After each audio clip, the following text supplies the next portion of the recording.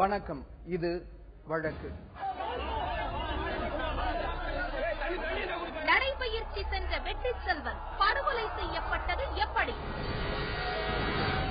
Side இந்த side இது பண்ணிருக்காங்க, அந்த சைடு இந்த சைடு இது பண்ணும்போது இந்த போன் இப்படி பேசிட்டு இருக்கும்போது இந்த சைடுல ஃபுல்லா வச்சு பின்னணியில் அதிர வைக்கும் ரியல் எஸ்டேட் கமிஷன் விவகாரம்.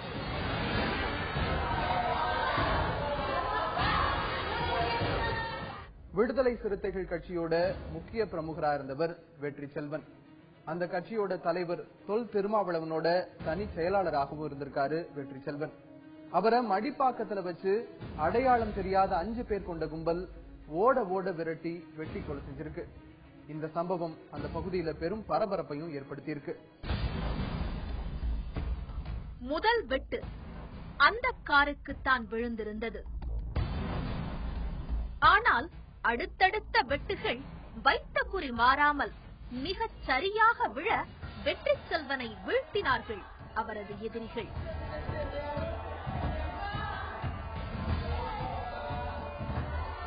கிட்டத்தட்ட 23 வெட்டுக்களை தாங்காத வெற்றி செல்வன் சம்பவ இடத்திலேயே மரணத்தை தழுவ பெருஞ்சோகமும் பரபரப்பும் பற்றிக் கொண்டது அந்த பகுதியில்.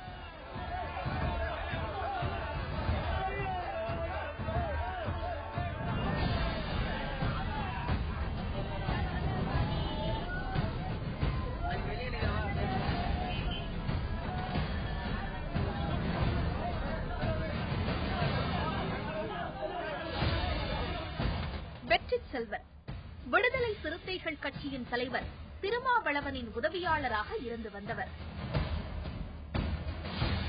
தாம்பரத்தை அடுத்த மடிப்பாக்கத்தில் மதர்லேண்ட் ப்ராப்பர்ட்டி டெவலப்பர்ஸ் என்ற பெயரில் ரியல் எஸ்டேட் நிறுவனமும் நடத்தி வந்தார். இப்படி ஒரு சூழ்நிலையில்தான் மிக கொடூரமாக வெட்டி படுகொலை செய்யப்பட்டுள்ளார் வெற்றி செல்வன். தமிழகத்தின் பிரபலமான அரசியல் தலைவரின் உதவியாளர் வெட்டி கொல்லப்பட்டதால் வெற்றி செல்வனின் படுகொலை பல்வேறு யூகங்களை கிளப்பியது.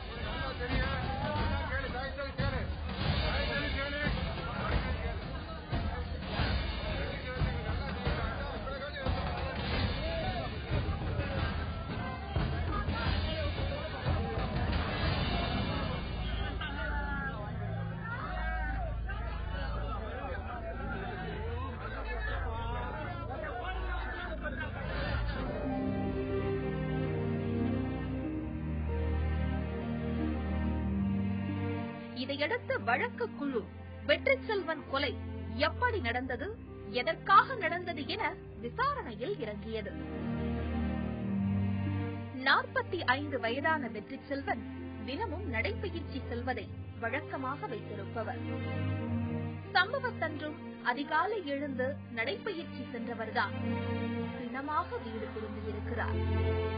வெற்றி செல்வன் காலையில் நடைபயிற்சியை முடித்துவிட்டு 7:30 மணியளவில் தனது அலுவலகம் எதிரே காரில் அமர்ந்திருப்பாராம். அப்பா தினமும் காலைல 5:30 எழுந்து வீட்டுல இருந்து கிளம்பி டீ சாப்பிட்டு அப்படியே அந்த ரோடு லெப்ட்ல இருந்து இங்க வந்து நிற்பாரு. எப்பயுமே வண்டி இந்த இடத்துல தான் எப்பயுமே நிக்கும்.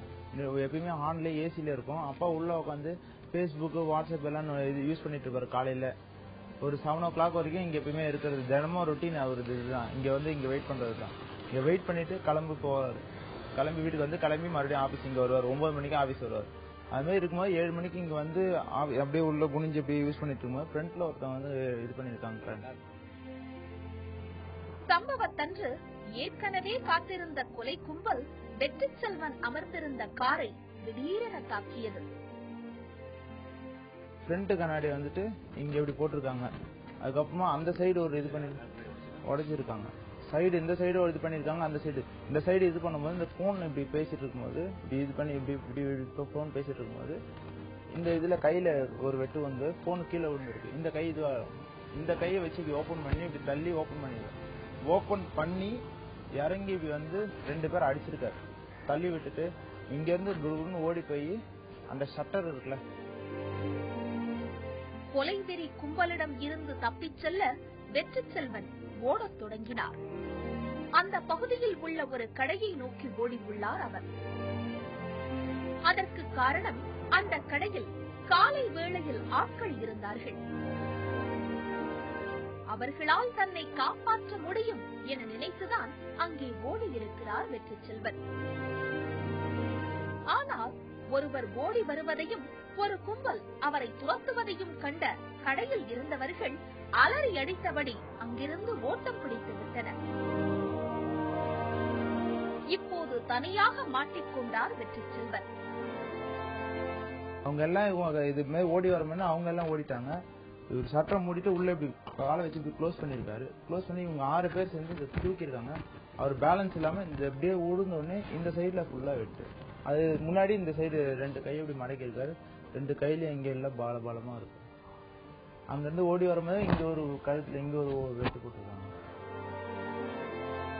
தலையில் வெட்டு, கைகளில் வெட்டு என கிட்டத்தட்ட 23 இடங்களில் வெட்டுப்பட்ட வெற்றி செல்வன் சம்பவ இடத்திலேயே பரிதாபமாக உயிரிழந்தார்.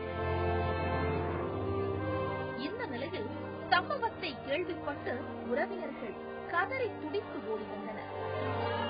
அவர்கள் பின்னாலேயே காவல்துறையும் விரைந்து வந்தது. வெற்றி செல்வனின் உடலை மீட்ட காவல்துறை உடனடியாக பிரேத பரிசோதனைக்கு அனுப்பி வைத்தது. வெற்றி செல்வன் படுகொலை செய்யப்பட்ட விஷயம் விடுதலை சிறுத்தை கட்சிக்காரர்களுக்கு தெரியவர குற்றவாளிகளை உடனே கண்டுபிடிக்க வேண்டும் என போராட்டத்தில் ஈடுபட்டனர். காவல்துறையினர் அவர்களை சமாதானப்படுத்த படாத பாடுபட்டனர். ஒரு கட்டத்தில் அவர்களை சமாதானப்படுத்திய காவல்துறையினர் விசாரணையில் இறங்கிய போது வெற்றி செல்வன் கொலையில் அவரது நெருங்கிய உறவினர்களே ஈடுபட்டிருப்பதை கண்டுபிடித்திருக்கின்றனர். சிறு வயதில் தந்தையை இழந்த வெற்றி செல்வன் தனது அண்ணனின் பராமரிப்பில் வளர்ந்து வந்துள்ளார்.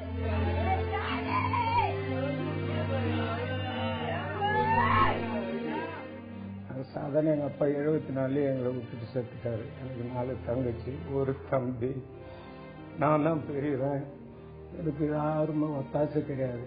நான் சின்ன வயசுல இருந்து கவர்மெண்ட்ல என்ன சேர்த்து 74 கவர்மெண்ட் பிடபிள்யூ வேலைக்கு சேர்ந்து அதுக்கப்புறம் கொஞ்சம் சைட்ல ஏதாவது ரிலேஷன் பண்ணி நான் என் தங்கச்சிக்கெல்லாம் கல்யாணம் பண்ணி வச்சுட்டு அதுக்கப்புறம் நானும் கல்யாணம் பண்ணி என் தம்பியை மேற்கொண்டும் இருக்கணும். ஒரு ஆபீஸ் பிரியா பில்டர்ஸ்னு ஒரு ஆபீஸ் வச்சு அந்த ஆபீஸ்ல என் தம்பி உட்காந்துருப்போம். ஒரு டிராவல்ஸ் ஒரு பிரியா டெம்பர்னு ஒரு லாரி வந்து அப்போ என் தம்பி அப்போ ரொம்ப பொறுப்பு இல்லாமல் இது பண்ணிருந்தான். சரி இப்படி இருக்கானே ஒரு கல்யாணத்தை பண்ணி விட்டா சரியா போதும். அதுவும் தம்பி கல்யாணம் பண்ண பிறகு அப்புறம் கொஞ்சம் இதுவாக நடந்து அதுக்கப்புறம் அந்த ஆபீஸ்ல வருவாரு பார்த்துட்டு இருப்பாரு. என்னப்பா இது என்ன போயிடுச்சு சரின்ட்டு நான் பண்ணாரு. எனக்கு கொஞ்சம் மனசு இதுவாக இருந்ததுனால என்ன பண்ணாரு தனியா ஆபீஸ் வச்சு போறேன் அப்படின்ட்டு மதர்லாண்டு தனியா ஆபீஸ் வச்சு தனியா ஒரு ஆபீஸ் வச்சு வெற்றி செல்வன் தனியாக அலுவலகம் திறந்து ரியல் எஸ்டேட் நிறுவனத்தை நடத்தி வந்த நிலையில் சென்னையின் பிரம்மாண்ட வளர்ச்சி அவருக்கு கை கொடுத்தது. பல கோடிகளுக்கு அதிபரானார் வெற்றி செல்வன். ஆனால் அதுவே அவரது உயிருக்கும் யமனாக வந்து நின்றது. இதோ பிரம்மாண்டமாக கட்டப்பட்டிருக்கும் இந்த வீடு அவரது மரணத்திற்கு அச்சாரம் போட்டது.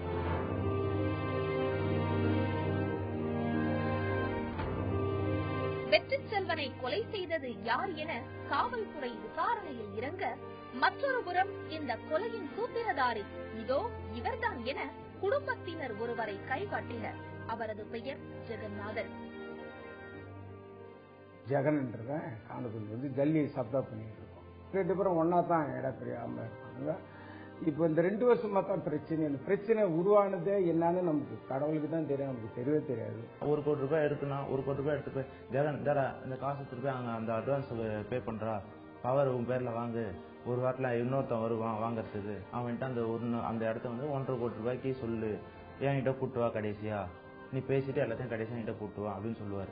ஜெகனும் இவர் சொல்ற வேலை கூலி ஆள் மாதிரி ஒரு பிஏ மாதிரி எல்லா வேலையும் இருந்து செஞ்சு அங்க போயிட்டு அந்த இடத்தெல்லாம் பேசிட்டு 1.5 கோடி ரூபாய் சொல்லி பேசிட்டு கடைசியா இங்க ஆபீஸுக்கு உட்கார வச்சு வெற்றி செல்வன்ற பேசி நேரில் வச்சு 1.20 1.25 அதுமாதிரி பேசி முடிப்பாங்க. கடைசியா அதுல இருந்து ஒரு கமிஷன் ஒரு 2 ரூபா 3 ரூபா ஜெகனு கொடுப்பாரு. அப்படி கொடுத்துதான் வந்துட்டு ஃபர்ஸ்ட் அவனுக்கு வந்துட்டு ஜெகனுக்கு வந்துட்டு ஒரு ஷேர் ஆட்டோ ஒன்னு எடுத்து கொடுத்தாரு. ஒரு காலத்தில் வெற்றி செல்வனின் வலது கையாக இருந்தவர்தான் இந்த ஜெகநாதன். இவர்கள் இருவருக்கும் இடையே பிரச்சனை உருவாக காரணம் கானத்தூரில் இருக்கும் ஒரு வீடும் அதை சுற்றி இருக்கும் நிலமும் தான். கானத்தூர் அந்த அமர்ட் யூனிவர்சிட்டிக்கு பக்கத்துல ஒரு ஏக்கர் வாங்கினாரு அப்பா பேர்ல. வாங்கும் போது அதுல கடைசியா 90 சென்ட் இவர் பேர்ல வாங்கிட்டே இருந்தாரு.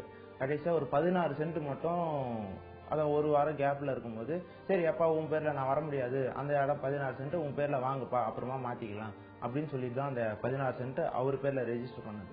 ஸோ 90 சென்ட் எங்களுக்கு 16 சென்ட் அவர் பேர்ல பவர் வாங்கினது. அதுக்கு முன்னாடியே வந்துட்டு அவர் இருக்கிற வீடு இருக்குல்ல, ஜெகநாதன் இருக்கிற வீட்லயே வந்துட்டு 1.5 கிரவுண்ட் மொத்த இடம். அதுல 3/4 கிரவுண்ட் அப்பாவுக்கு, ஏன்னா எங்க தாத்தாவுடைய சொந்த பூர்வீகம் அதுதான். அதனால இவருடைய சின்ன ஆசை என்னன்னா, எங்க அப்பா இருந்த இடத்துல நான் ஒரு வீடை கட்டிட்டு இருக்கணும் ராஜா மாதிரி அப்படின்னு ஒரு நினைப்புல எனக்கு ஒரு 3/4 கிரவுண்ட் எனக்கு ஒரு 3/4 கிரவுண்ட் வேணும்டா, நீ ஒரு 3/4 கிரவுண்ட்ல வீடை கட்டிக்கோ அப்படின்னு சொல்லி தான் பேசுனது. அதுக்கு ஒரே நைட்ல யாரு என்ன பேசினாங்கன்னு தெரியல, அவங்க ஒய்ஃப் ஏதோ சொன்னாங்கன்னா அதுக்கு அடுத்த நாளே அந்த 1.5 கிரவுண்ட் சேர்த்து பூஜை போட்டு ஆரம்பிச்சாங்க. இது வந்து 2008ல. அப்பதான் வந்துட்டு எங்களுக்குள்ள முதல் தடவை கேஷ் ஆகுது சித்தப்பாக்கும் ஜெகநாதனுக்கும். கானத்தூரில் இருக்கும் 1 ஏக்கர் 6 சென்டை வெற்றி செல்வன் விற்க முயன்றார். இதற்காக அவர் ஜெகநாதனையே அணுகியிருக்கிறார். 1 ஏக்கர் 6 சென்ட் சேர்த்து சரி நான் லேஅவுட் போட்டு நான் வித்துக்கிறேன் அப்படின்னு சொல்லிட்டு தான் இங்கே தெரிஞ்ச ஒருத்தர்கிட்ட கொடுத்து எல்லாத்தையும் டாக்குமெண்ட்லாம் ரெடி பண்ணாங்க. அதெல்லாம் ரெடி பண்ணும்போது சரி யாரோ ஒருத்தன் சம்பாதிக்கிறதுக்கு இவன் ரொம்ப கஷ்டப்படுறானே வீடு கட்டுறான்னு சொல்லிட்டு இவனுக்கு கொடுக்கலாம், இவனாவது கொஞ்சம் முன்னேறி வரட்டும்னு சொல்லிட்டு, எப்பா இந்த இடத்த வந்துட்டு நீ லேஅவுட் போட்டு எனக்கு கொடு, நான் உனக்கு 1 கோடி ரூபாய் கமிஷன் தரேன் அப்படின்னு சொல்லி பேசினது. ஒரு கட்டத்தில் கானத்தூரில் உள்ள மொத்த நிலத்திற்கும் பவர் கொடுத்துள்ளார் வெற்றி செல்வன். இந்த முடிவுதான் வெற்றி செல்வனுக்கு யமனாக அமைந்துவிட்டது. இல்ல கல்பாக்கத்துல 1.5 ஏக்கர் இடத்த வித்த காசுல வந்துட்டு எங்க பேர்ல வாங்குறேன்னு சொன்ன மழைத்துறை இடத்த வந்துட்டு அவர் பேர்ல வாங்கிட்டாரு. 1 கிரவுண்ட் கானத்தூர்ல போறது, 1 கிரவுண்ட் வந்துட்டு 1 கோடி ரூபாய் போகுது கானத்தூர்ல. சோ 7 கிரவுண்ட் வித்தாரு. 7 கிரவுண்ட் வித்தாலே உங்களுக்கு வந்துட்டு அதுல 1 கிரவுண்ட் வந்துட்டு 80 லட்ச ரூபாய் அப்ப போட்டது மார்க்கெட் வேல்யூ. மார்க்கெட் வேல்யூ 80 லட்ச ரூபாய்னா 7 கிரவுண்ட் உங்களுக்கு அதுவே ஒரு 6 கோடி ரூபாய் கிட்ட வந்துருக்கு. அந்த 6 கோடி ரூபாயில இவருக்கு வந்துட்டு மிஞ்சி போனா ஒரு 1 ரூபாய் 2 ரூபாய் தான் கொடுத்தாங்க, அதுக்கு மேல கொடுக்கல. அதனாலதான் அப்பா வந்துட்டு கேட்க ஆரம்பிச்சாரு, எங்கடா காசு, 7 கோடி ரூபாய் வர வேண்டிய இடத்துல 2 கோடி ரூபாய் கொடுத்து சரி வீடு மழையத்தூர் இடத்த வாங்கினே அதை பேரு சித்தி பேர்ல ரெஜிஸ்டர் பண்ணி விடுறான்னு சொல்லி கேட்கும் போதுதான் மழையத்தூர் இடத்த ஏன் நான் உனக்கு தரணும், அது என் பேர்ல வாங்கினது, என் காசுல வாங்கினது, எப்படிப்பா உன் காசுல வாங்கினேன், நான் வந்துட்டு என் அக்கௌண்ட்ல இருந்து உங்களுக்கு டிரான்ஸ்பர் பண்ணிருக்கேன்னு. அது பேர்ல வந்து எல்லா டிடியும் வந்துட்டு அவர் பேர்ல தான், கானத்தூர்ல வாங்கின எல்லா லேண்டோட டிடியும் அவர் பேர்ல வாங்கினாரு. வெற்றி செல்வனிடம் ஜெகநாதன் நீயா நானா என போட்டியில் இறங்கியதாக சொல்கிறார்கள். மழைத்துறை இடம் என் பேர்ல என் காசுல வாங்கினது, அந்த இடத்த கொடுத்துரு, 2 கோடி இதுல வந்துட்டு நீ எடுத்திய 4.5 கோடி ரூபாய், இதுல இந்த காசையும் எனக்கு கொடுத்துரு அப்படின்னு சொல்லிட்டு தான் பேசினது அப்பா அங்க உட்காந்து பேசும்போது. சரி இந்த மாதிரி எல்லாம் பேசுறோமே அப்படின்னு சொல்லிட்டு அவங்க என்ன சொன்னாங்கன்னா 26ஆம் தேதி நேர்ல வாங்க நாங்க உங்களை வச்சு பேசுறோம் அப்படின்னு சொல்லிட்டு பேசினது. வெற்றி செல்வன் தனக்கு நிலமும் பணமும் கிடைக்கும் என எதிர்பார்த்த நிலையில்தான் படுகொலை செய்யப்பட்டுள்ளார்.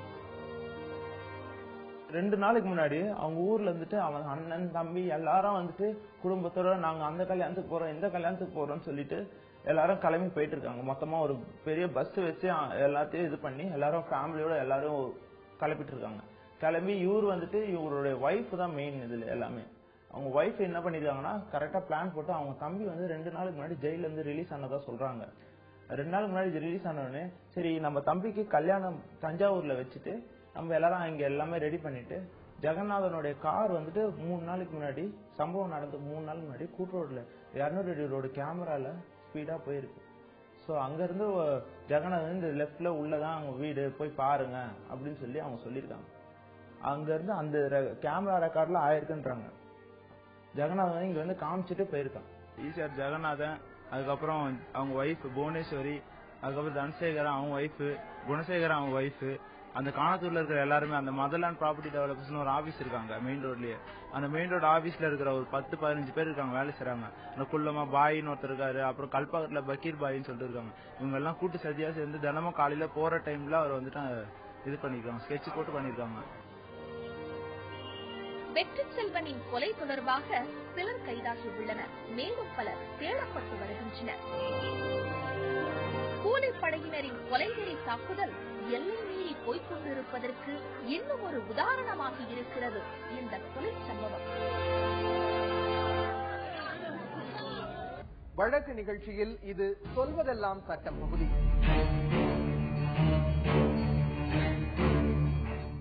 சமீபத்தில் சென்னை உயர்நீதிமன்றம் அனாதை ஆசிரமங்கள் அப்படிங்கறது தொடர்பான ஒரு விஷயத்துல ஒரு பரபரப்பான உத்தரவு பிறப்பித்திருக்கிறது. என்ன சொல்கிறது அந்த உத்தரவு? பிப்ரவரி 2015 இறுதி வாரத்தில் சென்னை உயர்நீதிமன்றத்தில் நீதியரசர் எஸ் நாகமுத்து அவர் முன்னாடி ஒரு வழக்கு விசாரணைக்காக வந்தது. அந்த வழக்கு விசாரணைக்காக வரும்பொழுது அந்த சிவில் வழக்கிலே சில ஆவணங்கள் பொய்யாக தயாரிக்கப்பட்டிருக்கின்றன அப்படிங்கிற விஷயங்கள் எல்லாமே ஆய்வு செய்யப்பட்டு அது தொடர்பான ஒரு உத்தரவு பிறப்பிக்கும் பொழுது நீதியரசர் தெளிவாக வரையறை செய்கிறார். அதாவது அந்த மாதிரியான வழக்குகளை பொறுத்த வரைக்கும் நீதிமன்றத்தின் நேரத்தை வீணடித்த காரணத்திற்காக அந்த வழக்கின் தரப்பினர்களுக்கு அந்த சம்பந்தப்பட்ட விஷயங்கள் குற்றச்சாட்டு யாருக்கு எதிராக வைக்கப்பட்டிருக்கிறதோ அவர்கள் தலா 16,000 ரூபாய் அனாதை ஆசிரமங்களுக்கு வழங்கணும் அப்படிங்கிற விஷயத்தை பற்றி அவர் தீர்மானிக்கிறார்.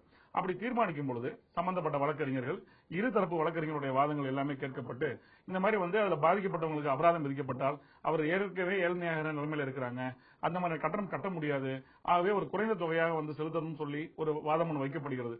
அந்த அடிப்படையில அந்த இரு தரப்பினரும் அந்த வழக்கினுடைய இருசாரர், அதாவது வழக்கில் யாருக்கு எதிராக குற்றச்சாட்டு வைக்கப்பட்டிருக்கிறதோ அந்த தரப்பினர்கள் தலா 16,000 ரூபாய் ஒரு அனாதை ஆசிரமத்திற்கு கொடுக்கணும், அதுல ஏழை குழந்தைகளுக்கு துணி தைப்பதற்காக அதை பயன்படுத்தணும்னு சொல்லி உத்தரவு பிறப்பிக்கிறார். அந்த உத்தரவுல அவர் தெளிவாக வரையறை செய்கிறார். அதாவது அனாதைகள் அப்படிங்கறத பொறுத்த வரைக்கும் இந்த நாட்டில யாருமே அனாதைகள்ங்கிறதே கிடையாது. அவங்க ஒரு பாவமான ஒரு சூழல்ல இருக்கிறாங்க. அவங்க அப்பா அம்மா பெற்றவர்கள் மற்றும் உறவினர்களால் கைவிடப்பட்ட குழந்தைகள் தான் மிக துர்பாக்கியமான ஒரு சூழல்ல துரதிருஷ்டமான ஒரு காரணத்தினால அவங்க அனாத ஆசிரமத்தில் இருக்கிறாங்க. சட்டத்தை பொறுத்த வரைக்கும் அப்படிப்பட்ட நிலைமையை சீர் செய்வதுதான் ஒரு சட்டத்தினுடைய கடமை, நாட்டினுடைய கடமையாக இருந்து வருகிறது. இந்திய அரசமைப்பு சட்ட சரத்து 21 தெளிவாக வரையறை செய்கிறது. யாராக இருந்தாலும் சரி, ஒரு குடிமகனாக இருக்கக்கூடிய நபர் ஒரு மரியாதையான ஒரு டிக்னிஃபைட் லைஃப் வாழ்வதற்கு சட்டம் அரசு அதை உதவி ஏற்படுத்தி தரணும் அப்படிங்கிறது தெளிவாக வரையறை செய்திருக்கிறது. இதே நேரத்தில் சில விஷயங்களை பாராட்டியே ஆக வேண்டும். அதாவது பல தன்னார்வ தொண்டு நிறுவனங்கள் பல இந்த மாதிரி அனாதை ஆசிரமங்கள் அமைத்து இந்த மாதிரி அப்பா அம்மா இல்லாதவங்க கைவிடப்பட்ட குழந்தைகளை பொறுத்த வரைக்கும் அவங்களுக்கான இருப்பிடம் கொடுத்து உணவு கொடுத்து எல்லா வசதியும் செஞ்சு கொடுக்கறாங்க. ஆனாலும் கூட அந்த மாதிரியான இடங்கள்ல அனாதைகள் அப்படிங்கிறது ஆர்பன்ஸ் சொல்றது அது சற்று கடினமான விஷயமா இருக்கிறது. அந்த ஆங்கில அகராதியில டிக்ஷனரியில ஆர்பனேஜ் அப்படிங்கிற வார்த்தையை அதை எடுத்துடணும், ஆர்பன்கிற வார்த்தையை எடுத்துடணும். அதற்கு பதிலாக அவங்களுக்கு அந்த குழந்தைகளுக்கான ஒரு ஹோமாகவோ, home for children, protected place for children அப்படிங்கிற வகையாக அந்த குழந்தைகளுடைய அந்த தங்கும் இடத்திற்கு வேறு மாதிரியான ஒரு பெயர் வைக்கணும் அப்படிங்கறத அவர் உத்தரவுல பிறப்பிச்சிருக்காரு. ஏன்னா அதுலயே அதற்கான காரணத்தை அவர் தெரியப்படுத்துகிறார். குழந்தைகளுக்கு அந்த மாதிரி ஆர்பன்ற ஒரு வார்த்தை சொன்னதுனால சொல்லப்படுகிற காரணத்தினால அவங்க ஏற்கனவே பலவிதமான வலிகளையும் வேதனைகளையும் மன ரீதியாக இருக்கிறாங்க. இந்த மாதிரி கைவிடப்பட்டவங்க, ஒதுக்கி வைக்கப்பட்டவங்க அப்படிங்கிற விஷயங்கள் சொல்லக்கூடியது அவருடைய மனதளவுல இன்னும் கூடுதலான வழியை ஏற்படுத்திவிடக் கூடாது. அந்த மாதிரியான விஷயங்களை பொறுத்து அந்த யாரெல்லாம் நடத்துறாங்களோ அவங்க எல்லாருமே அதற்கு ஒரு மாற்று பெயராக ஹோம்ங்கிற வைக்கிற மாதிரி வைக்கணும் அப்படிங்கறத அவர் உத்தரவுல பிறப்பிச்சிருக்காரு. மீண்டும் வேறொரு வழக்கோடு உங்களை சந்திக்கிறோம். அதுவரை தொடர்ந்து இணைந்திருங்கள் தந்தி தொலைக்காட்சியுடன்.